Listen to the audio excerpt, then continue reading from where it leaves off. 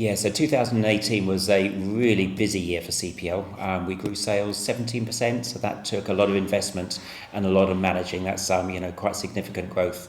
And the big thing we had to contend with was the availability and the pricing of raw materials, where many of our biggest, most important raw materials either became significant, or either went up significantly in price, or the availability was really restricted.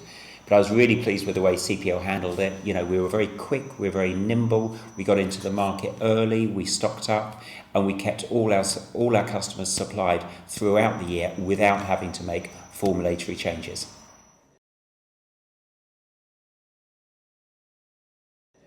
So we've done a number of things. The big things we focused on initially was how quickly and differently the retail market across the world is changing, how consumers are changing the way they buy many things, but including fragrances. So we've tried to identify a lot of digital customers around the world, which tend to be kind of new startups, new companies, and very focused, trying to sell to those.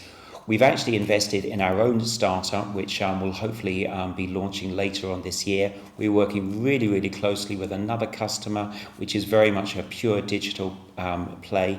And then internally, we try to use what's going on with digital and AI to change the way we sometimes create fragrances, certainly select fragrances, and be more informed in the fragrances we select for customer projects, using all of the kind of AI and digital techniques that are now available.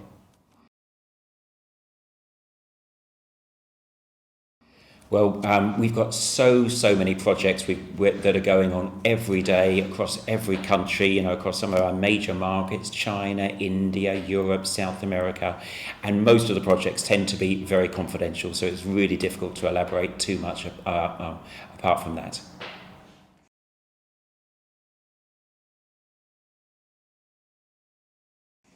Well, I think being fragrance only allows us to focus and really become absolute experts in fragrance without other distractions of other product areas. But I think the thing that really sets us apart in terms of as a fragrance house in the market is the way we position ourselves. We're probably number 7 in the world now when it comes to fragrance houses, but uniquely within probably the top 10, we don't focus on the largest multinational buyers of fragrance. The very biggest buyers, we don't sell to them, and we don't aspire to sell to them. We sell to the emerging multinationals, to the private label, to the national brands, to the contract manufacturers, to the niche fragrance brands, to many of these customers. That's our focus, that's our target customers, and it means that the best resource we've got, the R&D we've got, the production, the regulatory, all the expertise, we focus on our target customers.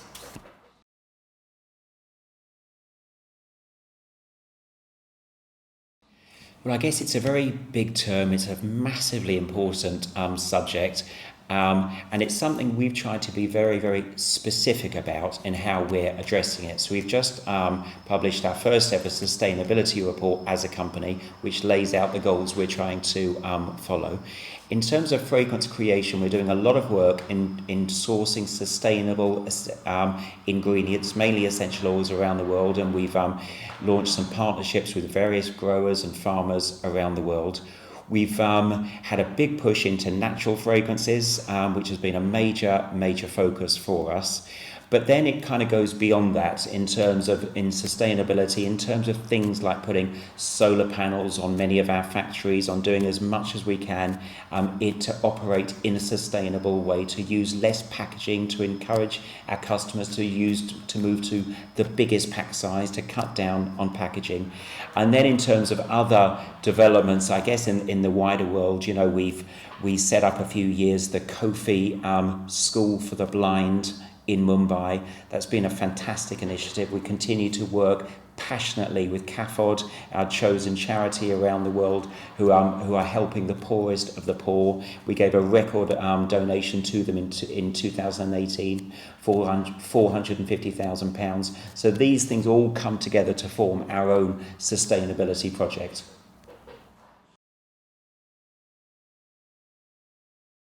Okay, so we feel EcoBoost really is the absolute perfect concept and innovation in for sustainability. We actually launched it about 7 or 8 years ago, and it's really a concept whose time has come.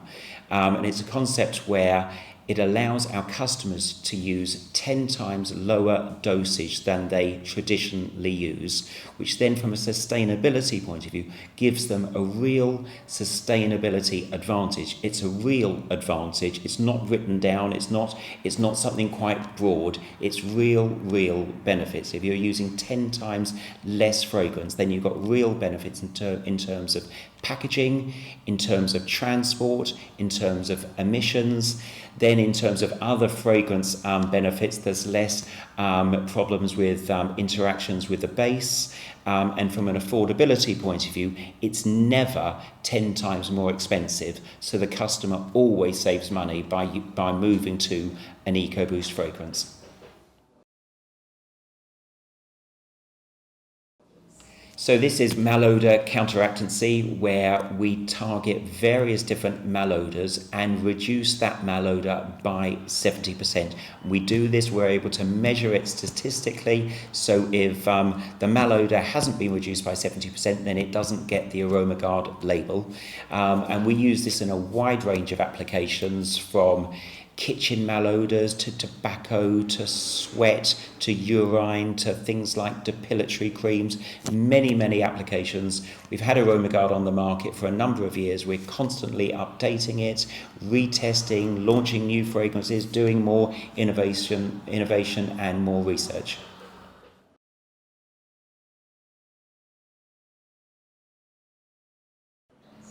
Okay, so in terms of our investment around the world, it's significant. All our divisions around the world have their own R&D chemists working on new developments, new innovations. In the UK, we opened a couple of years ago a new dedicated R&D facility that is there to develop and add to all our concepts around the world.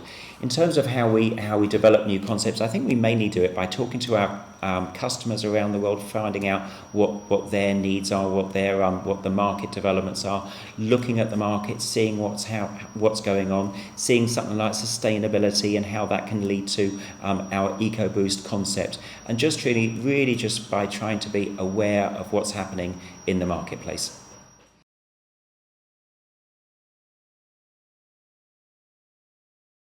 Okay, I'm not sure it's that devoid of glamour. I think we've got some very glamorous perfumers at CPL. So we've got 25 creative perfumers around the world, and they are the lifeblood of our company. So we're forever kind of training our perfumers, recruiting new ones, graduate trainee perfumers, recruiting experienced perfumers from the market. It's absolutely what we are as a company. We are a creative fragrance company, and we're always investing in our perfumers.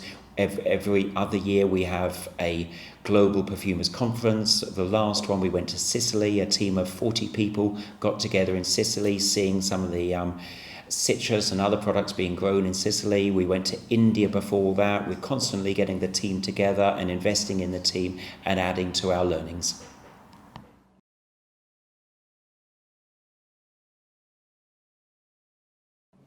Yeah, well, it was obviously a massive monumental tragedy for the company and from the family. We're a family company, so it's sometimes difficult to divorce the two. But Francis was probably the person I spent most time in my life with. Most mornings in Dubai we had a coffee together to start the day. So the loss is huge to the family. It's huge. The three brothers, Francis, Nick and myself, run the company together. That's now the two of us. The loss to my parents, the loss to his widow, his children is huge. And for the company, the loss is absolutely massive. He leaves a huge legacy at CPL. Everything we've achieved over the last 40 years, so much of it is down to Francis, be it customers, be it perfumes, be it branding, be it new innovations. Francis started off at CPL as a creative perfumer, ended it running branding, corporate communications and marketing, looking after customers all around the world. But I think that probably the biggest legacy that Francis leaves is, we have a really nice company with a great family culture, and Francis was an exceptionally nice man, kind man, honest man. He referred to very much as a gentleman, and I think that's the biggest legacy he leaves at CPL, is the culture we have at CPL thanks to Francis.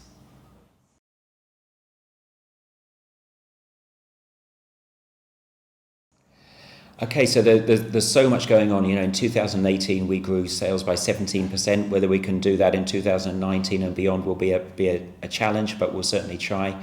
So there's lots of investment going on around the world in terms of new facilities, more automation, more investment in teams, more investment in the global fragrance market. So much going on. I think our big focus as a company is to grow, is to get bigger, is to get more professional, is to get smarter, but to remain family owned, to remain independent, and to keep that kind of, in many ways, almost small company culture where we're quick, where we react to customers, where we deliver really quickly, and not allow ourselves to get too bureaucratic, or act or think like a very big company. So we want to try and keep that kind of small company culture whilst getting big.